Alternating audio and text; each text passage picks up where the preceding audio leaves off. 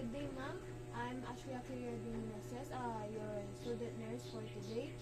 May I know your name and your birth date, ma'am? I'm checking your wristband. My name is Zamira J. Lison Meneses, February 19, 2007.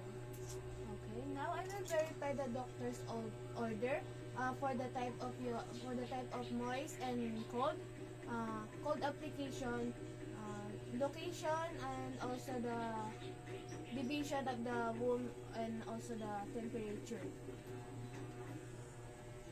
Now I will be reviewing your chart for the verification.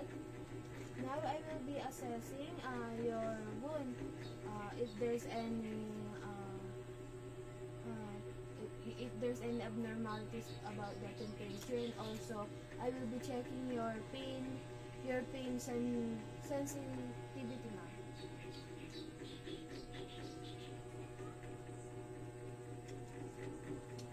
Okay, now I will be inspecting your wound by checking the odor, color, and also the temperature.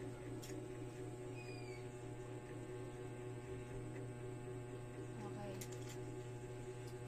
Now I will be assessing the client and the family awareness and understanding of this procedure, and also related safety protocols or safety factors.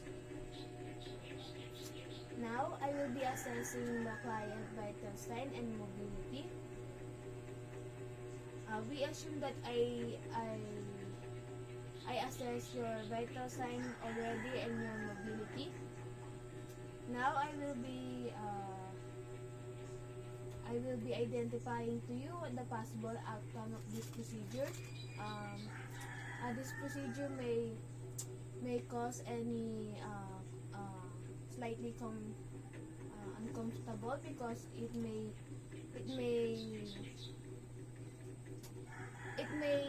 distract or it may touch your wound, and it also cause a slightly pain.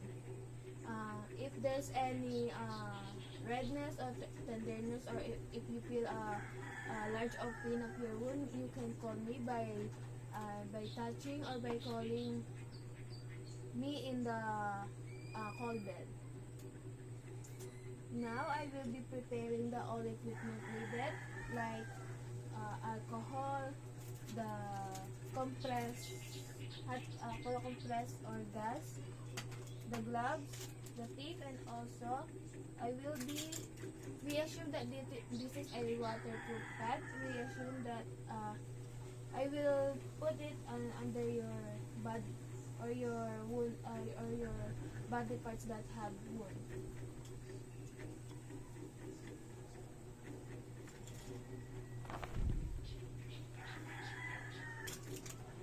Now I will be providing a privacy and safety by closing the door and curtain for your safety and privacy also. I will be positioning you in a comfortable position while we doing our procedure. Let's assume that I will position you in a comfortable position. Now I will be performing a hand hygiene to prevent the spread of the microorganism and for your safety also.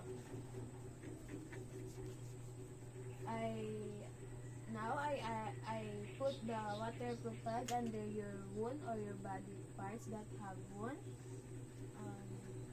Now I will be submerge this towel or this pad to the water or the cold water that we prepared.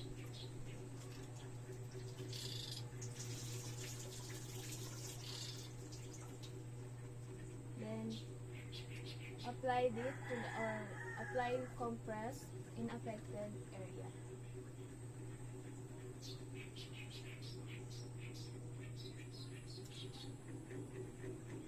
Now I will be covering it for the support or for the preventing of leaking of the compress or the towel.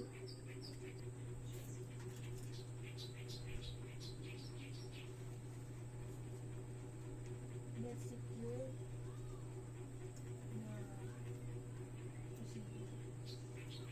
towel on the pan so that can move.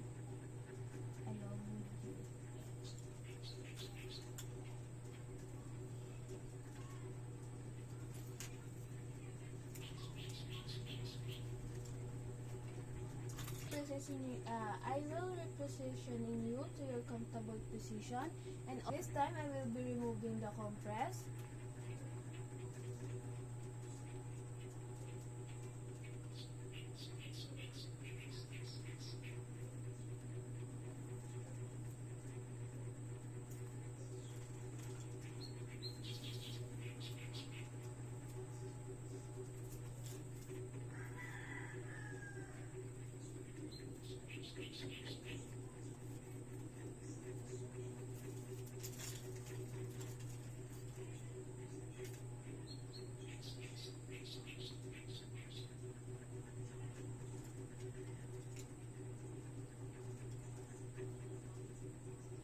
Next, I will be inspecting if there's any improvement or if there's any redness or irritation of your skin or your wound.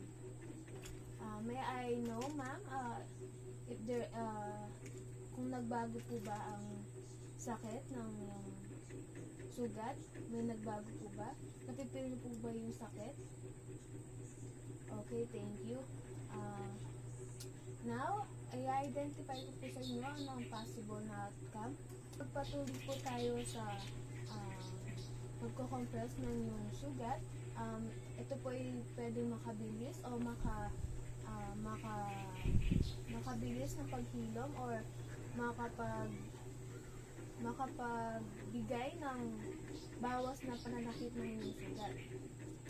Now, I will be documenting your findings and also I will be give it to your respective physician.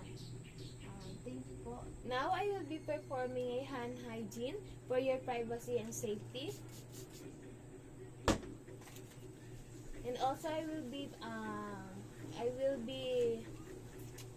wear my gloves to prevent any spread of microorganism or bacteria.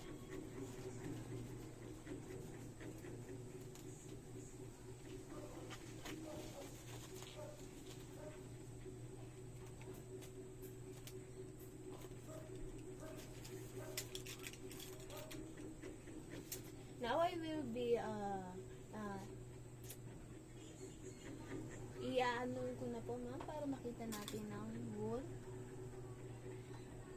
Next, I will be inserting this waterproof pad, ma'am, under your wound or your body parts that affected. Tataas ko lang po.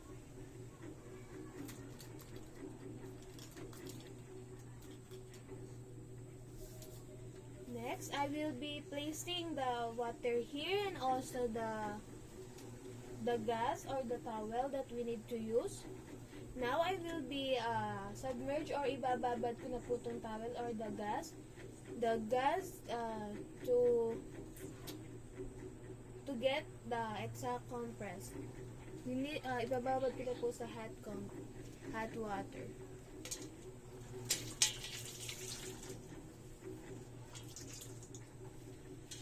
Now, I will be applying the compress, ma'am.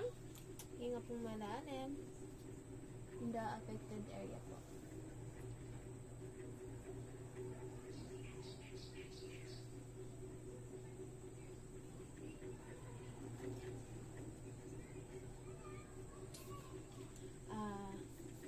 I will be rechecking your compress regularly to check if there's any skin abnormalities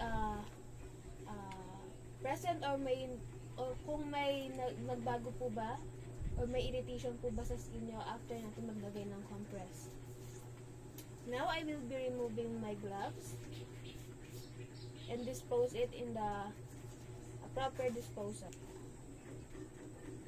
Now, I will be repositioning you. Reassure that I will repositioning you in your comfortable position, and also I will be removing the compress. Tataas ko na po.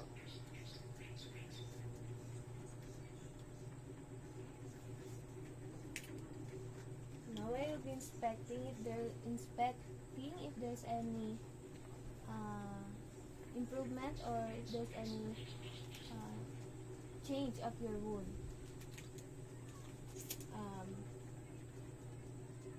I ask ma'am if you feel is or if your wound has have been less pain, or if there's any uncomfortable about the compression. Okay, ma'am. Now I will be identifying to you the possible or the unexpected outcome. If magpatuloy po tayo sa pagko-compress,